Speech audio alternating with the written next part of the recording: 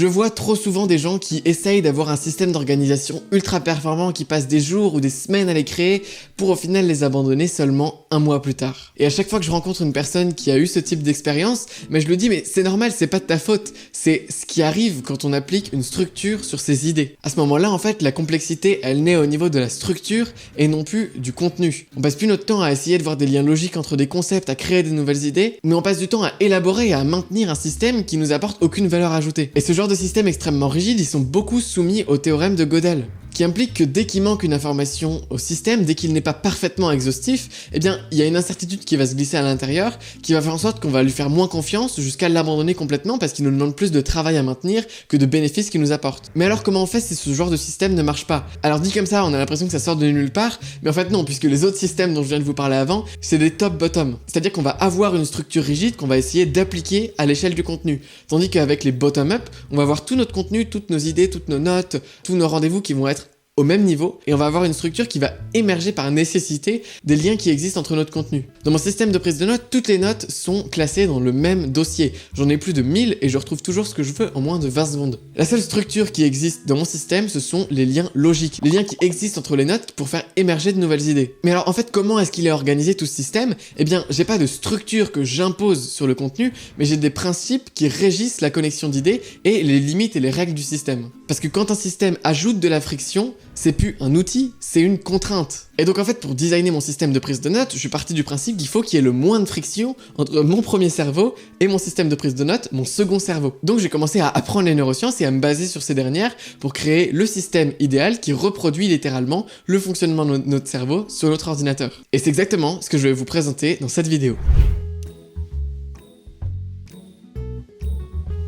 Bon alors j'espère que ça va vous intéresser, mais pour comprendre pourquoi est-ce que j'ai fait ces choix dans mon système, je dois évidemment vous expliquer comment fonctionne notre cerveau. Donc on va d'abord voir l'anatomie d'un neurone. Il est composé de 3 parties. Le soma, les dendrites et les axones. On a en gros le gros corps de la cellule qui est son soma, on a ses récepteurs qui sont ses dendrites et ses émetteurs qui sont ses axones. Ce qui se passe, c'est qu'en fait, les émetteurs, ils rencontrent les récepteurs d'autres neurones au niveau de ce qu'on appelle une synapse. Et donc en fait, tous ces neurones, pour communiquer entre eux, ils vont marcher par système de seuil et de connexion. En gros, un neurone, il est connecté avec d'autres neurones, et il va pouvoir, en fonction du contexte, activer ou inhiber certains chemins neuronaux qui vont le conduire vers d'autres neurones ensuite. Et en fait, c'est exactement pareil avec mon système, puisqu'il n'y a que des liens logiques qui viennent et qui partent d'une note, et bien je vais pouvoir visualiser tous ces liens sur une forme graphique pour que vous vous rendiez compte. Juste ici, par exemple, on peut visualiser les notes qui sont connectées à la note actuelle. La note actuelle, c'est l'architecture de l'information, et on a 3 notes qui sont l'économie de l'abondance, ma formation, et l'économie de l'attention. Je peux donc maintenant me demander, en fonction du contexte, quel lien est intéressant ou pas intéressant. Par exemple, si j'essaie d'écrire une vidéo sur l'information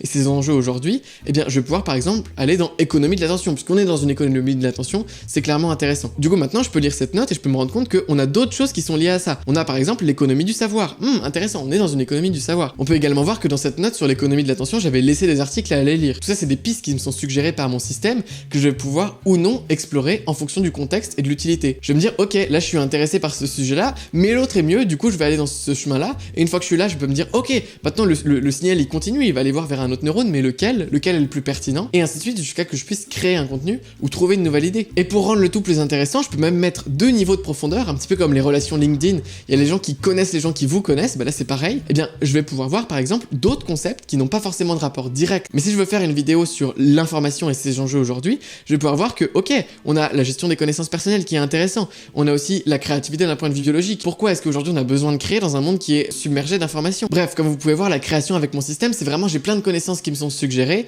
et je vais décider laquelle est la plus pertinente à mettre ou non dans mon contenu. En fait, quand on va créer, on va passer littéralement d'un réseau de neurones, un réseau de notes interconnectées à un plan linéaire. Et ben c'est exactement pareil, quand on prend une décision, on passe d'un réseau de neurones, un ensemble de liens qui auraient été possibles, à un chemin qu'on a choisi d'emprunter qui va nous permettre de faire telle chose. Par exemple, si je vois un bandit dans la rue, il y a plusieurs chemins neuronaux qui vont se proposer à moi, par exemple, lever jambe droite, lever jambe gauche et déguerpir en courant, ou bien plier jambe droite, plier jambe gauche et me mettre au sol en boule, ou bien lever bras droit et frapper mon agresseur. Et en fonction de ce qui est plus pertinent, en fonction de la situation, je vais me dire que, ok, je vais peut-être pas frapper mon agresseur vu le niveau de développement de mon biceps, je vais peut-être pas non plus me mettre au sol puisque mon dos je tiens quand même un peu trop, donc je vais décamper, je vais suivre ce chemin neuronal là, je suis passé d'un réseau de neurones à un chemin en particulier. Et également de la même manière qu'on retient mieux une information, et bien là c'est pareil, on risque de retomber sur une information beaucoup plus si elle est densément connectée avec d'autres notes. Et évidemment, une connexion qui se fait dans notre second cerveau, c'est une connexion qui se fait également dans notre premier cerveau et qui nous permet de mieux apprendre les concepts qu'on est en train d'apprendre. Maintenant, ce système de second cerveau, il reçoit beaucoup d'idées reçues et j'aimerais les adresser tout de suite dans cette vidéo puisque ça concerne aussi le cerveau et la manière dont il fonctionne.